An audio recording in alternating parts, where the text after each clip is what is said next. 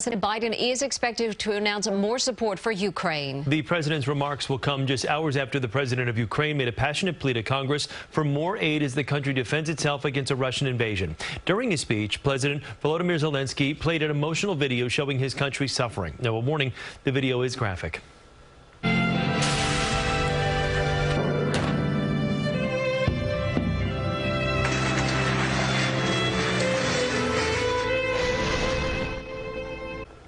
President Zelenskyy laid out his case for more help, from sanctions to a no-fly zone. CBS News' Aundrea Cline-Thomas joins us live from the newsroom with more. Aundrea. Well, the joint session of Congress gave President Zelenskyy two long-standing ovations. He described the war as a very present threat, likening it to Pearl Harbor and September 11th, events that really hit home for Americans.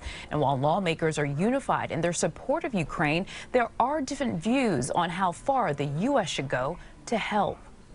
Being the leader of the world means to be the leader of peace.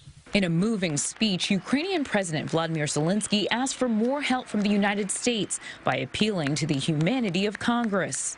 In the darkest time for our country, for the whole Europe, I call on you to do more. President Zelenskyy shared this video that showed the stark contrast between happier times and the beauty of his country to the devastation, death, and mass exodus his people faced for the past 3 weeks as Russian forces continue their bombardment.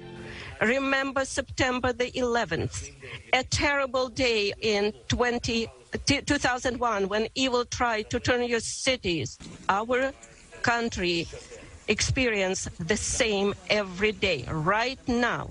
At this moment. More specifically, Zelenskyy implored the United States to provide more military aircraft, issue a new package of sanctions on Russian lawmakers and imports, and for all American companies to stop doing business in Russia. But among the most controversial requests is the repeated ask for a no-fly zone over Ukraine.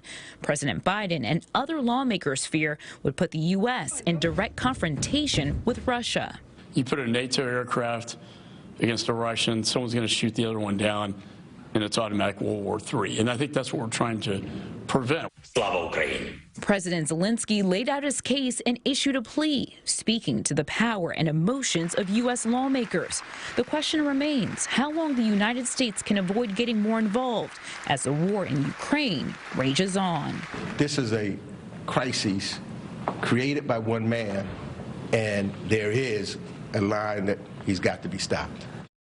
And again, President Biden will speak this afternoon. He's expected to announce an additional $800 million in security assistance for Ukraine, bringing the total amount of aid dedicated this week alone to $1 billion. Biden will also be traveling to Brussels next week to participate in a NATO summit to coordinate a strategy in response to the Russian invasion. Mary, Chris?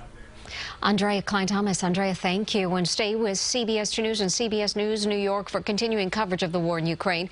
You'll hear President Biden's speech live on air and online. We expect him to speak at 12:30.